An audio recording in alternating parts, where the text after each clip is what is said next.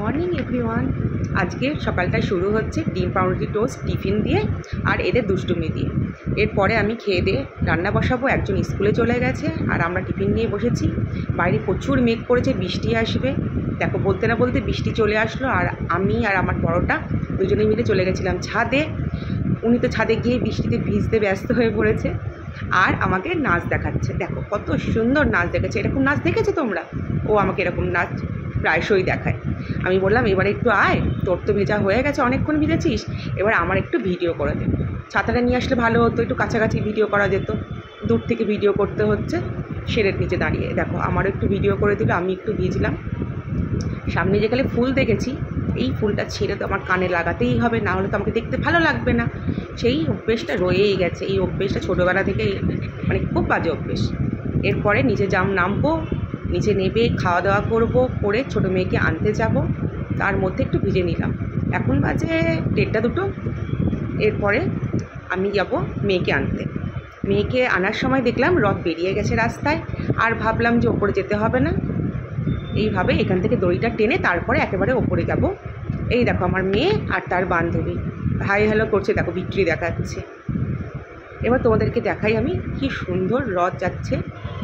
দেখো এটা সরু, মুখের দিকটা এরকম ওরা দাঁড়িয়েছিল, খুব সুন্দর। আর পুরো রাস্তা জ্যাম ছিল, গাড়ি তো একদম চলাফেরা করতে পারছিল না, মানুষের পুরো ঢল। প্রত্যেক বছরই হয়, খুব ভালো লাগে দেখতে।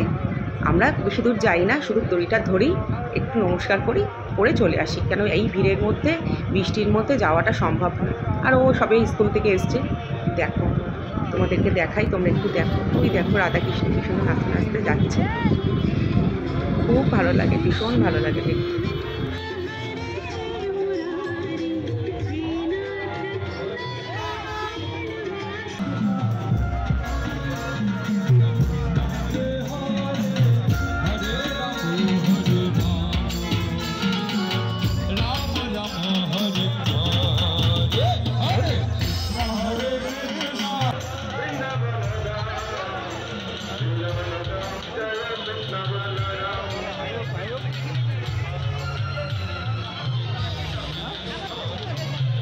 Good evening. বাইরে থেকে রথ টেনে বাড়িতে এসে ঘুমিয়ে পড়েছিলাম, আর এখন আমরা বসেছি। এই যে আমার ছোটটা, দুজনে মিলে বসেছি। কি নিয়ে দেখা? পাঁপড়।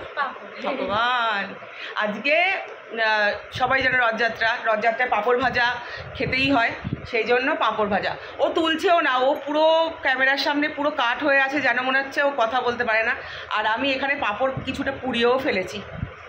এমন রাঁধুনি আমি যে পাঁপড় পুড়িয়ে ফেলেছি। এগুলো হচ্ছে আমার কপালে যাবে। আমার আবার এই পাঁপড়গুলো খেতে ভালো লাগে, এই পাঁপড় ভালো লাগে না খেতে। এই যে আর আছে সাথে চা। গ্যাসের একদম বন্দোবস্ত করে নিয়ে বসেছি সন্ধ্যেবেলা। এসব খেয়ে নেবে, তারপরে পড়তে বসবে। গ্যাসের ওষুধ খেয়ে নিতে হবে। ঠিক আছে, তুমি খাও। কোনটা খাবে? আমি এটা খাবো। খাও। বাডি ওকে একটু দেবো, তুমি একটু খাও। বলো জয় জগন্নাথ। আর না, ওইটুকুই ব্যাস, আর না।